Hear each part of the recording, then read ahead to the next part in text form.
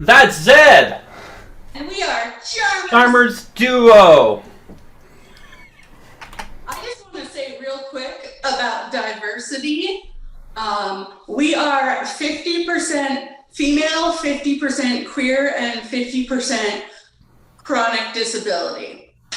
So, that's all me. All right, to get us started, can we please have a word of inspiration? Yes, you may. Your word is ambassador.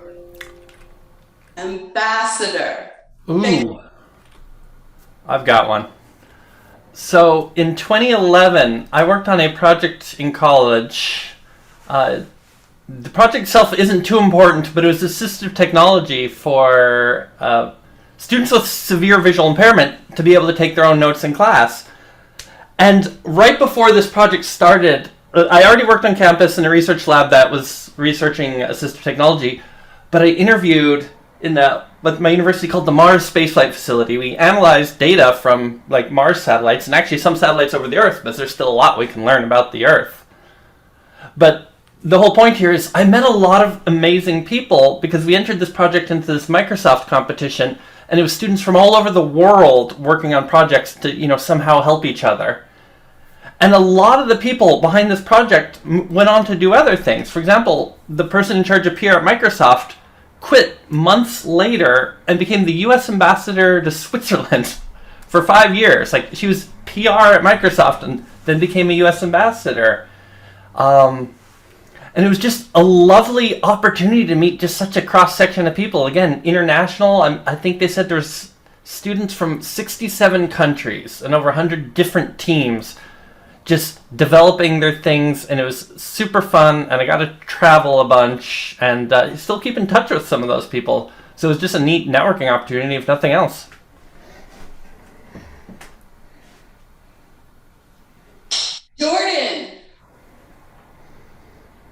Jordan, you home? Kate! All right. I was just thinking. Mm-hmm. Who knew that 7 years ago we would be assigned a team together and become best friends and roommates? When we got assigned that team together, I rolled my eyes. Honestly, I was annoyed by you at the beginning. I was super annoyed by you. Aw, you know what? I'm okay with that. A lot of people find me annoying. Like now? Surely not once they get to know you. Wow. Like you, most people, once they get to know you, they find you mostly not annoying. Me, it depends on personality. I am a very strong personality, if you... Sure. But that's a good thing. You and I both agree it's a good thing. Not everyone does. I mean, I guess there's something to be said when two strong personalities meet. Then it depends on the kind of strong personalities. Are you here to talk, or are you here to talk and listen and learn? I don't know what my hands are doing anymore. I like your hands.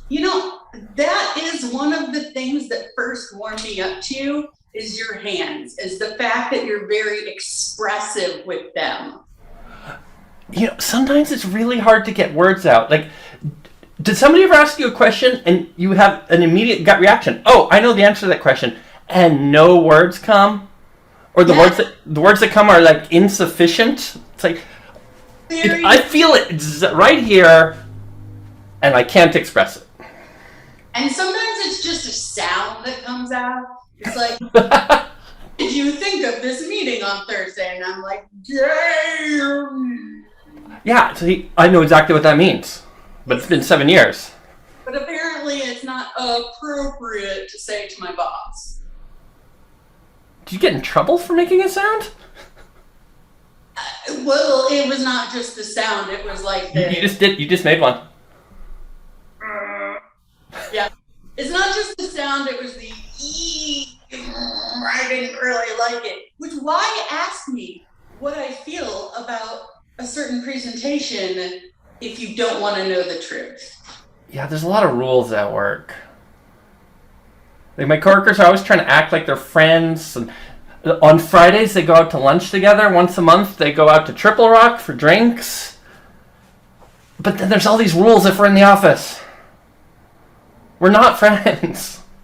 No, it's and I've been burned before about making friends in the office, especially when we go out drinking, and then words that I would not say to coworkers, but I would say to friends come out, and that's caused issues. I'm probably a year from that at my place. Like, I'm getting more and more casual. And one of these days, I'm just going to tell somebody what I actually think. Just like, by the way, our team in Philadelphia doesn't get anything done. Or, that project was misguided from day one. I don't want to waste any more time on it. Like, if I just said that. At my old job, we went to a tiki bar, which, first of all, every tiki bar ever has the strongest drinks. Like, yeah. Went to a tiki bar, and one of the people brought his girlfriend, and yeah, pretty later into the night, I asked her what color her cocks were. What color her what? Cocks. What color her cocks were. The most common color for cocks that women buy is purple.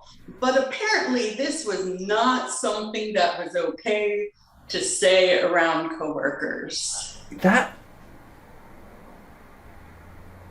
Of all the stories I thought you were about to tell, I didn't think you were going to go there. Yeah, and then like... But when you say it, it seems like, yeah, this is something people talk about. Or something people should be talking about. It's something that I talk about with my friends. Yeah. I mean, you know the wide variety of cocks that I have because silicone cocks you can wash in the dishwasher. In the dishwasher. Exactly. So, but my manager the next day was like, "Hey, so I don't think you should drink at work events," and I was like, "Was that the drinking? What? Was that the drinking, Kate, or is that just Kate?" Well, I mean, the drinking, Kate, made it more freeing. Yeah. I don't even like bringing up my hobbies when I'm talking to coworkers. They're like, "What do you do?" And it's like, go home and I watch YouTube, because I don't want to name a program. I don't want to mention I'm into golf, because what if they're into golf and want to do something? See, I tell them karaoke because none of them are outgoing. I know no one would want to come to karaoke with me. I can't imagine anybody at your office staying up past 9:30. Well, also, I tell them that I go to a queer karaoke bar, and this is the most het office, like, ever. Yeah, I get that vibe about my place, too, that, like, unconscious biases. There's a lack of diversity, not because of malicious intent, but it's there. Oh my gosh, there is always there, especially because people get hired based on recommendations for who are already there. So if it's white men, straight white men, they all met at their college or met at their internship. Exactly. And I'm like, hey, I know a whole bunch of queer people of color. What? Who are qualified. And they're like... And they're not on your radar, but, well, now they are. And they're like, well, I don't know if this would fit in a culture, whereas my roommate from college would be great. And I'm like, that's why it was my ex job. You know, all my friends that were in my classes, Slackers. And all my friends that weren't in my classes, I don't know. They graduated. But were they good students? I don't know. Even if they're a good student, are they good at a full-time job? I don't know. Probably not. Well, hang on. I feel like you're saying something about my friends. No, I'm just saying that I have lots of friends that I'm like, I would not want to work with you. So that's interesting, because earlier I said my coworkers are not my friends, and I don't want my friends to be my coworkers. Yes. Like, honestly, you and I being roommates, this is the first time that I have been a roommate with someone I was already friends with, and that it's worked out. Wow. Yeah. Wow. I've also learned things over years, like I'm much better at doing dishes at a decent time, and I'm very conscientious about sharing things like the living room and the TV and all that kind of stuff, and we have similar tastes in TV and movies, so that helps. But otherwise, it's like, I don't want to live with a friend because that could ruin things. But you moved here when I was needing a roommate, and we thought maybe short term, but it's been like 5 years. Wow. Yeah. You know, I know a lot of people who say if you live with your friends that, well, of course, puts a lot of strain on the relationship because you're there all the time and they get to see everything you do, like how you load the dishwasher. We happen to like to load the dishwasher the same way, more or less. Yes. And that's why, honestly, I believe that every couple, like romantic couple, should live together before they get married. If they are planning on, if marriage is something in their future, I think living together before marriage is essential to see if you can actually live together. 100%.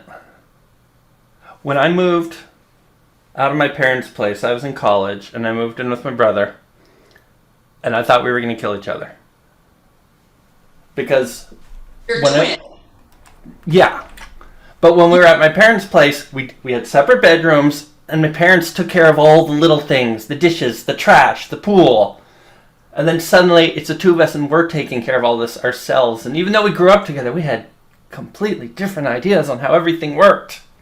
Everything. Like not just what to have for dinner, when to eat dinner, how big is dinner. Wait, you would eat dinner together? Yeah, well, like one of us would cook and we'd sit together. Wow, you and I eat dinner together like maybe twice a week, and that's a lot. And it seemed weird with a brother, but looking back, yeah, that would have been a good idea. Yeah. It's also the whole like not being rooms with your friends, because then you're like, this is my life, this is your life, this is my half of the fridge, this is your half of the fridge. Oh, I have this left over if you want some. Guys, separate lives. Then what happened? He got a girlfriend. Oh, She moved in. of course she did. Like, implicitly, just, she was spending the night. Okay, that's cool. And then it's like, oh, wait a minute. She's literally always here. She's getting mail now. Wow, she was getting mail without your brother talking. Never. Well, I think the day I discovered the mail, he just said, oh yeah, she lives here now. And paying 1/3 of the rent. Nope. He said, 1 bedroom, half the rent. Okay, I don't really talk about it, but I lived with my sister for like a year, and it was not good. And you know what? During that time, I started dating someone, and automatically I spent like half the time at her place. There was no like, hey, let's come over to this apartment that I live with my sister, and it's often very awkward. It was just, you yourself, I'm going to spend a lot of time over there. Oh, I get it now. You were avoiding where you lived. Yes. Okay. Yes. Seriously, like bringing another person in there would just be stressful. Yeah, as soon as Amber was staying over permanently, it got weird, and it was half the rent, but a lot of the fridge, Oh. a lot of the cabinets. Oh. She had 3 different rice cookers. I don't understand that. The small one, the big one, and the Hello Kitty one actually from Japan. It was another small one. But cute. Yeah, but still, that's excessive. It's excessive, and I am so glad that first of all, we have a large kitchen, and second of all, neither of us have tons of appliances. I know. Nope. Okay. You basically have brought the toaster and the blender, and I have the air fryer and brought the microwave, and that's it. Yep. Can you imagine? I'm just thinking, it's like family could be easier to get. Family got easier to get along with once I didn't live with them. It feels bad to say that, but it's true. I had a roommate that we had a bunch of friends in common. Like, that's how we originally connected, because I posted hey, I need a roommate, and the friend of a friend was like, oh yes, I know someone. So we had a lot of friends in common, and we were a very huggy group of people, but Michelle and I never hugged. Huh. Until we were no longer roommates. Then if we saw each other in social situations, we'd hug hello and goodbye. But when we were roommates, it was like, nope. I guess there's a such thing. Not I guess. There is a such thing as too much of a person, and it's different for every combination, permutation. I gotta say, though we never actually talked about it, before you moved in or when you moved in, but I like that neither of us have sex here. That if we're going to have sex, we go to the other person's place, or it's when I know you're going to be out all night.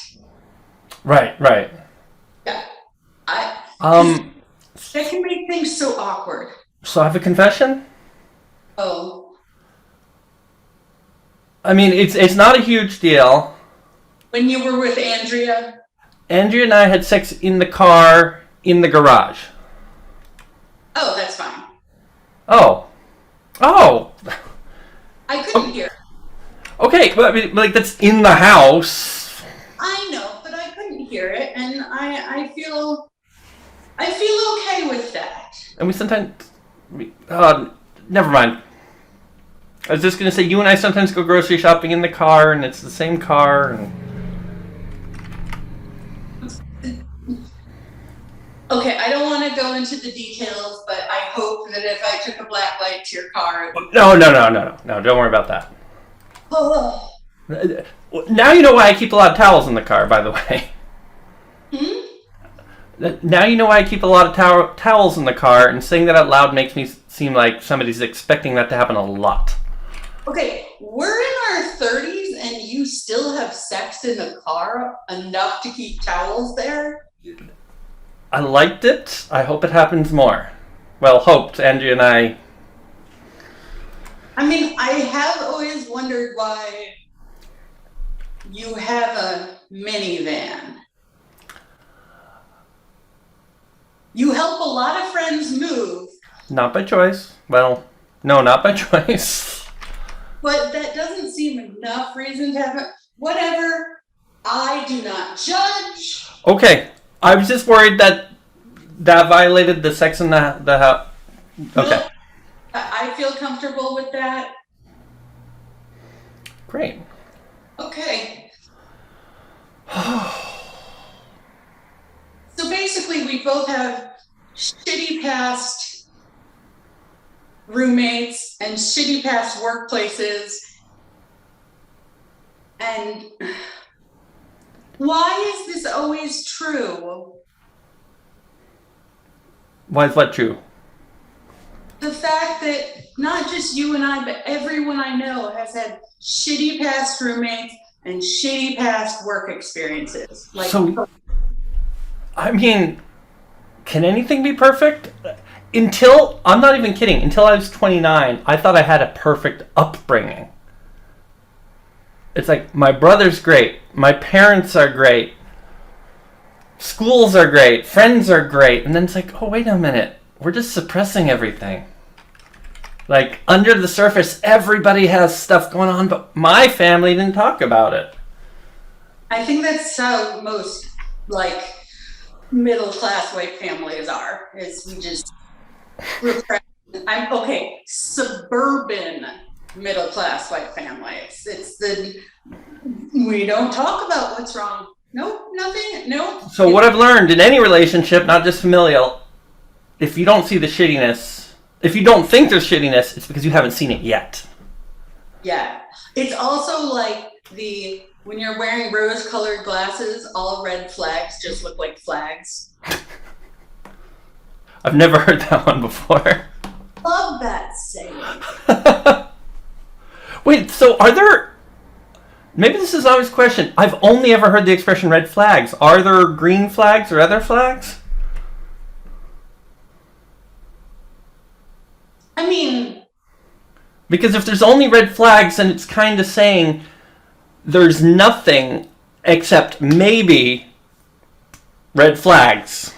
Well, green flags you don't think about. That's just everything is wonderful. It's just the red flags that you're like, oh, they don't speak to any of their past exes ever. Yeah, they're a good listener. Green flag. Yeah, I just have the term green flag. But I've never heard it. Yeah. It's just like a positive. This is a positive. People don't talk about positives enough. I think that's it. I read Upworthy. What's that? Upworthy. It's a website that gives positive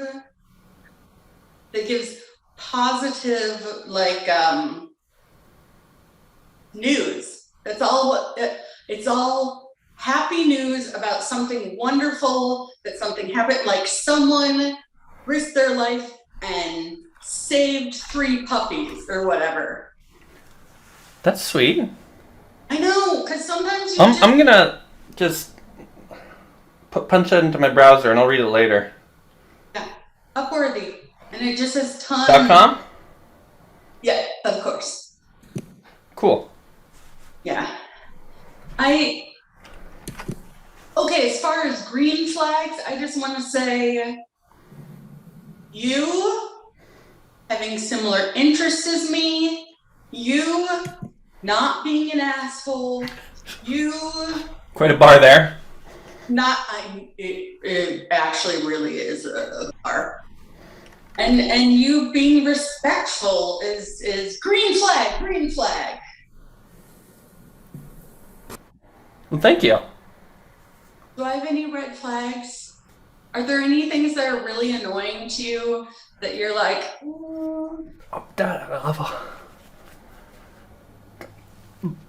You're putting me on the spot. Like, I'm putting you. Like, are you perfect? Nobody's perfect. Nobody's perfect.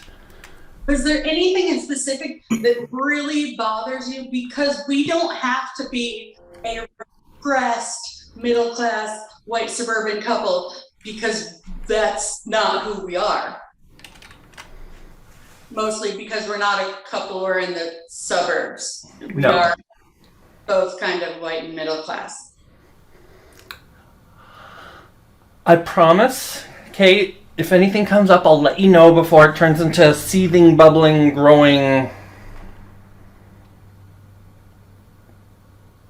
Oh, I wasn't actually going to finish that. Just massive repressed anger, I guess. That'll lead me to lash out one day. You, Jordan. You know, you are the best roommate I've ever had. You're the best roommate I ever had, Kate. And I'd like to agree to never have coworkers over ever. never coworkers, never dates. Dates are okay, but not sex. No, dates, but no sex. Thank you for being such a great friend.